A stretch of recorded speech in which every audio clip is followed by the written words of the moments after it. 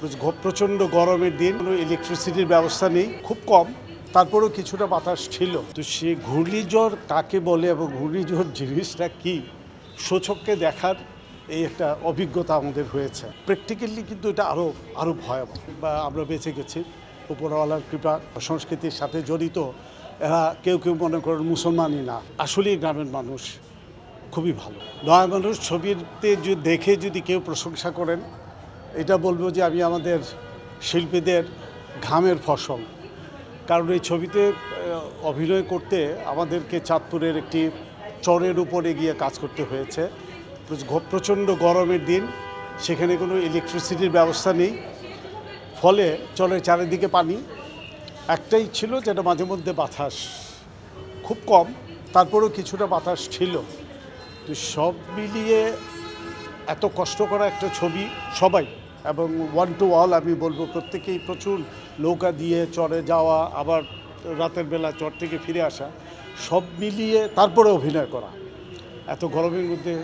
তো এত কিছুর পরে যদি কেউ প্রশংসা করেন, আমি তো মনে করব যে আমরা সার্থক, আমাদের নির্মাতা সার্থক, এবং যিনি প্রশংসা করবেন বা যারাই প্রশংসা করবেন তাদেরকে আমরা মাথায় তুলে রাখব।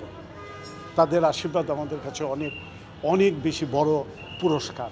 ঘূর্ণিঝড়ের বিষয়টা তো এমনি নিজের বাড়িতে থাকলেও ভয়ের বিষয় থাকে, যখন আমরা পাকা দালানেই থাকি। আর ওখানে হলো যে কোনো পাকা বাড়ি নেই। হ্যাঁ, পাকা বাড়ি আছে সেটুক দুই একটা বাড়িতে টিনের, কিন্তু পাকা, আর বাকিটা একটা মসজিদ।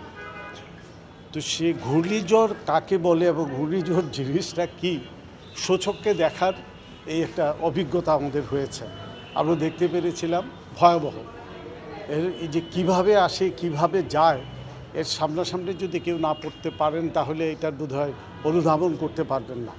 আমাদের কাছে এটা একটা নতুন এক্সপিরিয়েন্সটা আমি মনে করি আগামীতে আমাদের কাজে লাগবে, এবং জানার জায়গাটাও, পরিধিটাও বেড়ে গেল। সেই জন্য আমি নয় মানুষ সাথে যারা সম্পৃক্ত তাদের কাছে কৃতজ্ঞতা প্রকাশ করছি। কিন্তু ঘূর্ণিঝড়ের অনুভূতি আপনারা ছবি দেখেন, বিভিন্ন ছবিতে বা নিউজে দেখা হয়, প্র্যাকটিক্যালি কিন্তু এটা আরও ভয়াবহ।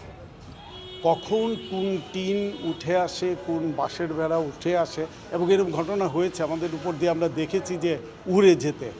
তো সেই দিক থেকে আমি মনে করি যে আমরা বেঁচে গেছি উপরওয়ালার কৃপা। আর অনেক ক্ষতিগ্রস্ত যারা হয়েছেন তাদের প্রতি সমবেদনা ছাড়া আমাদের তখন করার কিছুই ছিল না, কারণ আমরাও তখন সেখানে অতিথি ছিলাম। তো সব মিলিয়ে একটি ঘূর্ণিঝড় একটি মানুষের জীবনের অনেক বড় অ্যাসেট জেনে রাখাটা বা সচক্ষে দেখাটা। এলাকাবাসী তো অবশ্যই সবসময় খুবই সহনশীল ছিল, খুবই সহযোগিতা করার একটা ওনাদের প্রত্যয় ছিল। কারণ এমনি একটা কথা আছে কি, যে যারা গান বাজনা করেন বা সংস্কৃতির সাথে জড়িত, এরা কেউ মনে করেন মুসলমানই না। কিন্তু আমরা ওখানে যখন কাজ করেছি তখন প্রচণ্ড গরমে সহ্য করতে না পারলে কখনো গিয়ে মসজিদে বসেছি, যে মসজিদে আইপিএস ছিল, আইপিএস থাকার কারণে ফ্যানটা চলতো। তো সেখানে মানুষের কিন্তু এতটুকু ফিল করে নাই কেউ অস্বস্তি বোধ করছেন। আর গ্রামের মানুষ সবসময় সরল, সবসময় অতিথিপরায়ণ, যা কিছু আছে ওদেরও নাই, কিন্তু তারপরেও যতটুকু সহযোগিতা করা যায়, যতটুকু আমাদেরকে শেল্টার দেওয়া যায়, সেই জায়গাগুলোতে তারা খুবই উদার ছিলেন। আমি ব্যক্তিগতভাবে সারা জীবন তাদের কাছে কৃতজ্ঞ হয়ে থাকব। আর এইটাও বলবো সবসময় আমার উত্তরাধিকারদেরকে, যে আসলেই গ্রামের মানুষ খুবই ভালো।